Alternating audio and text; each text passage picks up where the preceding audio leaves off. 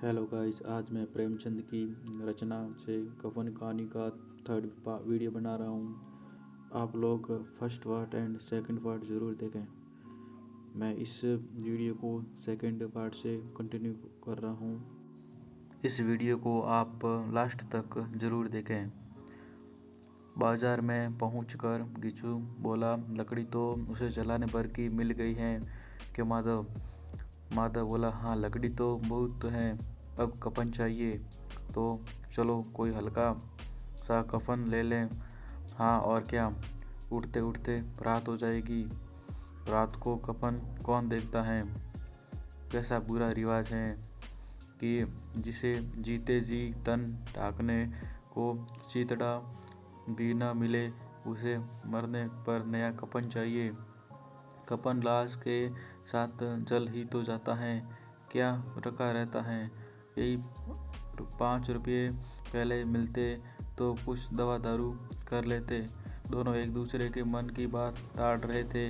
बाजार में इधर उधर घूमते रहे। कभी इस बजाज की दुकान पर गए, कभी उसे दुकान पर। तरह तरह के कपड़े, रेशमी और सूती देखे, मगर कुछ जचा नहीं। यहाँ तक कि शाम हो गई। अब दोनों न जाने किस देवी प्रेरणा से एक मधुशाला के सामने जा पहुँचे और जैसे पूर्व निश्चित व्यवस्था से अंदर चले गए। वहाँ जरा देर तक दोनों असमंजस में खड़े। फिर गिशु ने गद्दी के सामने जाकर कहा, साहू जी एक बोतल हमें भी देना। उसके बाद कुछ चिकोना आया, तली हुई मछली आई और बरामदे में बैठकर शांतिपूर्वक पीने लगे। कई कुंजिया ताबड़तोड़ पीने के बाद सुरूर में आ गए। गिशु बोला, कफन लगाने से क्या मिलता है? आखिर जल ही तो जाता है, कुछ बहू के साथ तो न जाता। माधव आसमान की तरफ देखकर बोला, मानो देवताओं ने को अपनी निष्पापता का साक्षी बना रहा हो। दुनिया का दस्तूर है नहीं, लोग ब्राह्मणों को हजारों रुपये क्यों देते हैं? कौन देखता है परलोक में मिलता है या नहीं? बड़े आदमियों के पास धन है कि फूके, हमारे पास फूकने को क्या है? लेकिन लोगों को जवाब क्या दोगे? लोग पूछेंगे नहीं कि कफन कहाँ है? गिशु हंसा, अबे क्या देंगे रुपये? कमर से खिचक गए। बहुत ढूंढा, मिले नहीं। लोगों को विश्वास नहीं आएगा, लेकिन फिर वही रुपये देंगे। माधव भी हंसा। इन अनपेक्षित सौभाग्य पर बोला, बड़ी अच्छी थी बेचारी, मरी तो खूब खिला पिला कर। आधी बोतल से ज़्यादा उड़ गई। गिजू ने 2 सेर पुड़िया मंगवाई, चटनी, अचार, कलेजिया। शराब खाने के सामने ही दुकान थी। माधव लपक कर 2 पतलों से में सारे सामान ले आया। पूरा 1.5 रुपया खर्च हो गया। सिर्फ थोड़े से पैसे बच रहे। दोनों इस वक्त इस शान से बैठे पुड़िया खा रहे थे जैसे जंगल में कोई शेर अपना शिकार उड़ा रहा हो। न जवाबदेही का खौफ था, न बदनामी की फिक्र। इन सब भावनाओं को उन्होंने बहुत पहले ही जीत लिया था। गिशु दार्शनिक भाव से बोला, हमारी आत्मा प्रसन्न हो रही है तो उसे पुण्य न होगा? माधव ने श्रद्धा से सिर झुकाकर तस्दीक की, जरूर से जरूर होगा। भगवान तुम अंतर्यामी हो, उसे बैकुंठ ले जाना। हम दोनों हृदय से आशीर्वाद दे रहे हैं। आज जो भोजन मिला वह कई उम्र भर न मिला था। एक क्षण के बाद मन में शंका जागी। बोला, क्यों दादा, हम लोग भी एक न एक दिन वहाँ जाएंगे ही। गिशु ने इस भोले भाले सवाल का उत्तर न दिया। वह परलोक की बातें सोचकर इस आनंद में बाधा नहीं डालना चाहता था। जो वहाँ हम लोगों से पूछे कि तुमने हमें कफन क्यों नहीं दिया तो क्या कहेंगे तुम्हारा सर। पूछेगी तो जरूर, तू कैसे जानता है कि उसे कफन न मिलेगा? तो मुझे ऐसा गधा समझता है? 60 साल का क्या दुनिया में घास खोदता रहा हूँ, उसे कफन मिलेगा और बहुत अच्छा मिलेगा। माधव को विश्वास न आया। बोला, कौन देगा? रुपये तो तुमने चट कर दिए। वह तो मुझसे पूछेगी, उसकी मांग में तो सिंदूर मैंने डाला था। गिशु गर्म होकर बोला, मैं कहता हूँ उसे कफन मिलेगा, तू मानता क्यों नहीं? कौन देगा? बताते क्यों नहीं?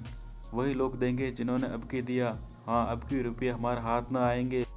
ज्यों ज्यों अंधेरा बढ़ता था और सितारों की चमक तेज होती थी, मधुशाला की रौनक भी बढ़ती जाती थी। कोई खाता था, डींग मारता था, कोई अपने संगी के गले लिपटा जाता था, कोई अपने दोस्त के मुंह में कुल्हड़ लगाए देता था। वहाँ के वातावरण में सुरूर था, हवा में नशा। कितने तो यहाँ आकर एक चुल्लू में मस्त हो जाते थे। शराब से ज़्यादा यहाँ की हवा उन पर नशा करती थी। जीवन की बाधा यहाँ खींच लाती थी और कुछ देर के लिए यह भूल जाते थे कि वे जीते हैं कि मरते हैं, या न जीते न मरते हैं। और यह दोनों बाप बेटे अब भी मज़े ले लेकर चुस्कियाँ ले रहे थे। सब की निगाहें इनकी ओर जमी हुई थी। दोनों कितने भाग्य के धनी हैं। पूरी बोतल बीच में है। भरपेट खाकर माधव ने बची हुई पुड़ियों का पतल उठाकर एक गरीब भिखारी को दे दिया, जो खड़ा उनकी ओर भूखी आंखों से देख रहा था। देने के गौरव, आनंद और उल्लास का अपने जीवन में पहली बार अनुभव किया। गीचू ने कहा, ले जा, खूब खा और आशीर्वाद दे। बीवी की कमाई है, वह तो मर गई, मगर तेरा आशीर्वाद उसे जरूर पहुंचाएगा। रोए रोए से आशीर्वाद दो, बड़ी गाड़ी कमाई के पैसे हैं। माधव ने फिर आसमान की तरफ देखकर कहा, वह बैकुंठ में जाएगी तथा बैकुंठ की रानी बनेगी। गीसू खड़ा हो गया और उल्लास की लहरों में तैरता हुआ बोला, हाँ बेटा, बैकुंठ में जाएगी। किसी को सताया नहीं, किसी को दबाया नहीं। मरते मरते हमारी जिंदगी की सबसे बड़ी लालसा पूरी कर गई। वह न बैकुंठ जाएगी तो क्या मोटे मोटे लोग जाएंगे, जो गरीबों को दोनों हाथों से लूटते हैं और अपने पाप को धोने के लिए गंगा में नहाते हैं और मंदिरों में जल चढ़ाते। श्रद्धालुता का यह रंग तुरंत ही बदल गया। अस्थिरता नशे की खासियत है। दुख और निराशा का दौर हुआ। माधव बोला, मगर दादा, बेचारी ने जिंदगी में बड़ा दुख भोगा, कितना दुख झेलकर मरी। वह आंखों पर रखकर रोने लगा, चीखे मार मार कर।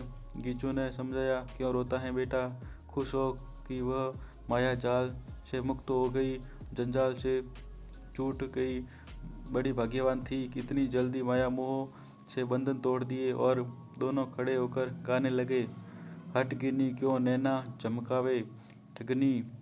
पियकड़ों की आंखें इनकी ओर लगी हुई थी और वे दोनों अपने दिल से मस्त गाए जाते थे। फिर दोनों नाचने लगे, उछले भी, कूदे भी, गिरे भी, मटके भी, भाव भी बनाए, अभिनय भी किए और